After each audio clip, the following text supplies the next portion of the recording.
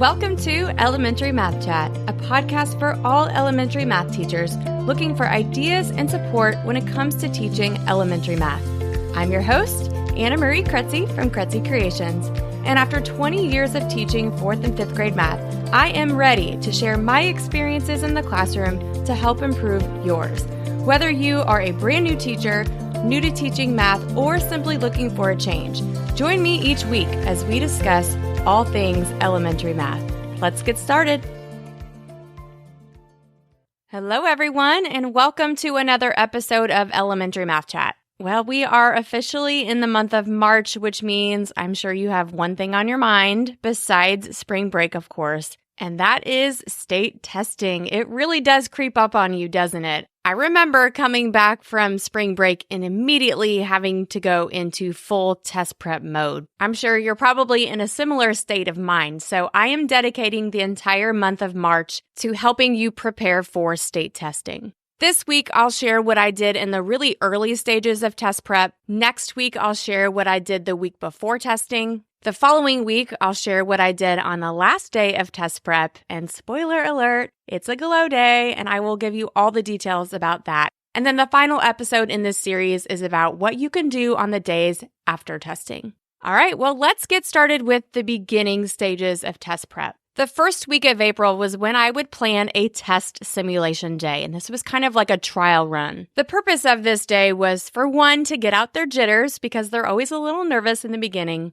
It was also a chance for them to ask all the questions that they had about testing, like how long am I going to have for each test and how many questions are going to be on the test. And then it also gave them a chance to practice taking a test. The most important thing, though, was it gave me data, and that way I knew what I needed to focus on in the weeks ahead. So even though I still had a few lessons left to teach at this point, I did find it helpful to give this test a few weeks in advance. Now, if you don't currently do some sort of practice test, I would make sure to plan on doing this because, even though they are used to taking tests, state testing is a whole different ballgame. There are rules that apply to state testing that don't necessarily apply to your classroom tests, and this will give you a chance to address all of that.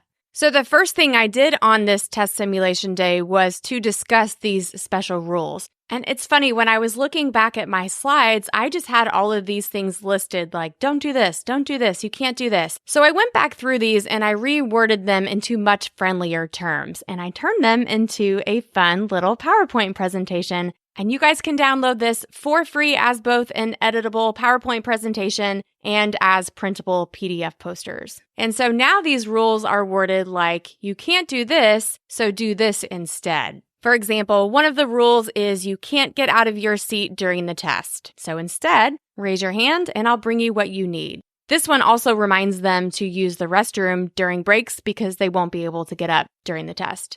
Another special rule says that you can't draw or doodle on your scratch paper when finished. Instead, spend your time checking over any questions that you flagged as difficult. I really tried to encourage them to do this, but, some would prefer to just stare at the clock rather than going back through the test. And, that used to bother me, but I realized over the years, some students just need to be done when they're done, and that's okay. Maybe they're afraid they'll second guess themselves and change an answer that was correct to be incorrect. Or maybe it's a coping strategy. It's like they're saving up their energy to be able to complete multiple tests in one day. As long as they answered every question and I felt like they gave their personal best throughout the test, I learned to just let it go and not get upset if they didn't go back and check their answers. I may have been just a little disappointed, but I couldn't be upset. After I finished going through these special rules, we then went through all of the what-if scenarios. What if their pencil breaks? What if they feel sick?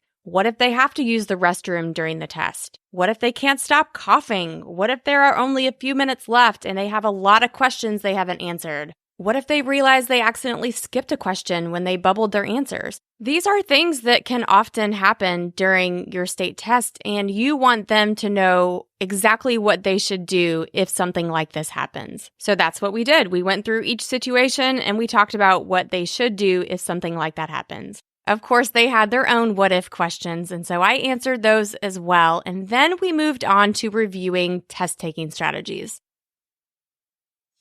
Hey, fourth grade teachers. I'm interrupting this episode for a brief moment because state testing is right around the corner, And I know you might be feeling a little anxious and unsure about the best way to prepare your students. That's why I want to make sure you know about my all-inclusive test prep kit with everything you'll need the week before state testing. This kit includes 4 interactive PowerPoint lessons, plus an editable choice board with printable and digital activities included. This means you're getting 4 sets of boom cards, 4 independent practice worksheets, and 4 partner worksheets, plus a few extras to make your test prep week a breeze. All you have to do is make the copies because the rest has been done for you. For more information, visit the show notes and click on Test Prep Kit or head to kretzycreations.com/test prep. All right, let's head back to the episode. My focus was mainly on multiple choice questions because I knew the test was all going to be multiple choice, and those can be tricky. Sometimes I think it's easier just to write in the correct answer instead of going through and selecting the correct answer. I'll do a quick run through of the 5 strategies that I reviewed that day, and the first one I'm sure you've heard of. It is slash the trash. It's just a fun way of saying eliminate wrong answers. This one is especially important if they are unsure of their answer and also as they work through multiple select questions.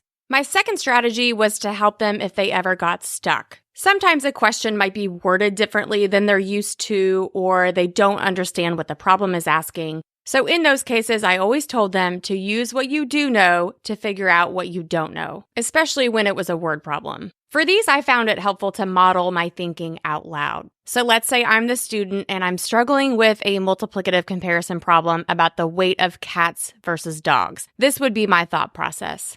Okay, I read the problem, but I'm not sure if I should multiply or divide, and both answers are listed as choices.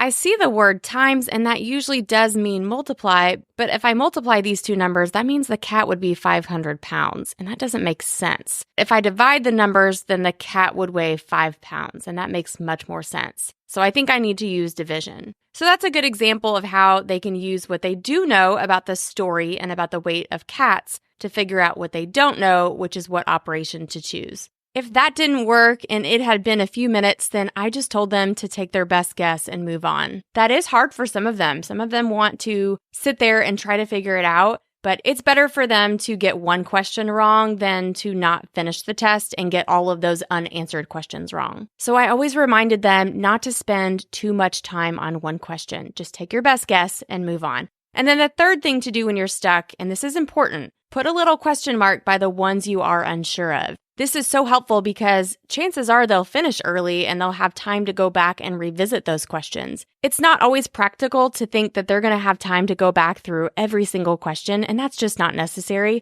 But they can go back and revisit the ones that had a question mark on them. So if they get stuck, take your best guess and move on, but put a little question mark by it so you can come back to it if you have time.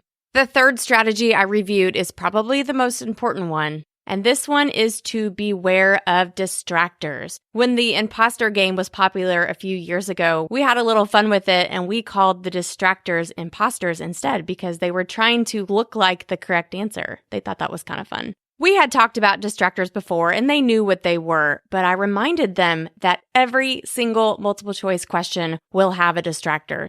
I even took this a step further and we practiced coming up with distractors. So for example, if the problem was 1/4 plus 2/4, what would be a good distractor? Well, 3/8 is going to be on there because that would be adding the numerators and adding the denominators. Or if the problem was 2 times 3/5, a common distractor would be 5/5. Again, these are really tricky because they're common mistakes. So it's really important for them to read every single answer choice before they select their final answer, even when they feel confident. Because I think distractors can make students feel confident. They trick them into feeling this way. The fourth strategy I reviewed that day was show your work. So many of them try and use mental math because they think it's easier or quicker. But what they don't realize is that this often takes longer than just writing it down. Plus, it's so easy to lose track of your thinking when you're trying to solve it mentally, and so it's best just to use either the scratch paper or the test booklet to work out the problem. And then the fifth strategy I reviewed that day was when they were finished. I wanted them to go back to the questions that they marked with a question mark because they flagged those as being difficult and rework those problems if necessary. And once they went through all of those questions, then I just had them double check that their bubbles matched up with what they circled on the test. If they circled D in their test packet, then they should be bubbling in D. If they circled C, they should be bubbling in C. So those are the things I recommended that they do when they were finished. These discussions were my whole group lesson for the day, and I'd say it took a good 30 to 35 minutes to get through them.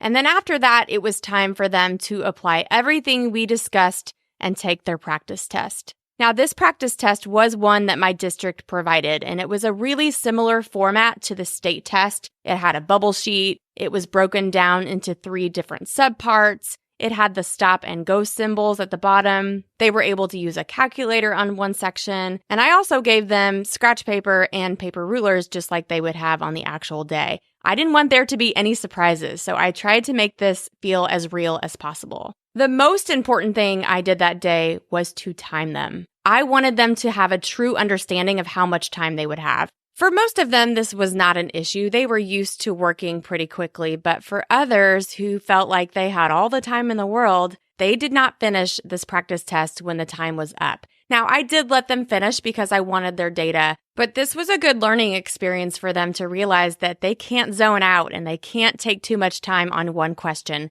They have to keep going or else they may not finish. And it's okay to make these mistakes on the practice test as long as you learn from them. That's the whole point of doing a practice test. So I never made them feel bad about not finishing, but I wanted them to be prepared so it wouldn't happen again. So in the end, this test simulation day helped calm their nerves. It helped prepare them for what the test and what the setting would be like. It gave me the opportunity to review important reminders and strategies specific to state testing. And probably the most important thing was it gave me a sense of who and what I needed to focus on for the weeks to come. And that is where I will pick up next week. In part 2, I will tell you exactly what I did the week before testing and how I used the data from this practice test to help me plan out my whole group lessons, my small group activities, and even what would be on their choice boards. So make sure you tune in next week for part 2. But before I let you go, I've got a really great teaching tip of the week to share. Today, I want to share with you guys my go-to time filler. It's really a simple game where they try to guess the word that is written on the board behind them. So I always called it the Guess My Word game. The person who's trying to guess the word stands up in front of the room and they have to make sure that their back is facing the board so they can't see the word. From there, you just pick a word to write on the board and then the guessing game begins. It does make it a little easier for them to guess if you pick a theme, so I recommend that you do so, maybe a holiday theme or a subject or a seasonal theme. So let's say the theme is summer and the word written on the board is baseball. The rest of the students who can see the word baseball try to think of a one-word clue that would help their friend guess the word, but it has to be one word and it can't be part of the word, like it can't be base in this example. Let's say Johnny is the person standing up trying to guess the word. He then calls on one student at a time to give him a clue about the word baseball. So let's say that it's Brianne that gives Johnny the clue that helps him guess the word baseball. Brianne then gets to take his place and tries to guess the next word. And now Johnny gets to write the word on the board for the next round. And this cycle continues for as long as you have time to play. You might want to, the first time you try this, to write the words yourself, and then after they see how it works, you can have them create their own words. But usually, when I first started this, I would be the one writing the words each time, so that's just something to consider. What I really love about this game, and I know you will too, is it is quiet and they are so engaged. They will beg you to play this again and again, so hopefully this comes in handy when you need a good time filler. Well, that is all for today's episode. Thank you so much for being here. Have an awesome week, and I will see you next Tuesday for part 2 in our test prep series. Thanks for listening to today's episode of Elementary Math Chat. If you enjoy this podcast, it would mean so much if you could share it with a teacher friend to help spread the word, and subscribe or follow so you never miss an episode. For more information, be sure to check out the show notes with links to related blog posts and resources. Talk to you next week.